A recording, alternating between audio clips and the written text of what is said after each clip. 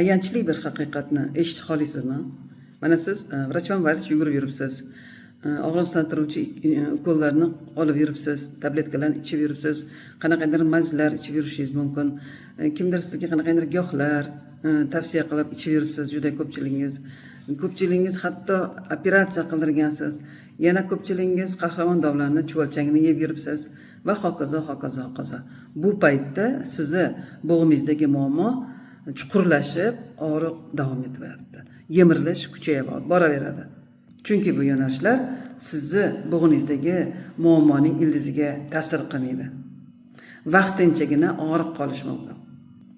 Agar siz qadamma-qadam bo'g'inlaringizni muammosini ildiziga ta'sir qiladigan programmalar bilan sog'lig'ingizni tiklamoqchi bo'lsangiz, kommentariyada izoh qoldiring yoki kontaktingizni qoldiring va konsultatsiyaga yoziling.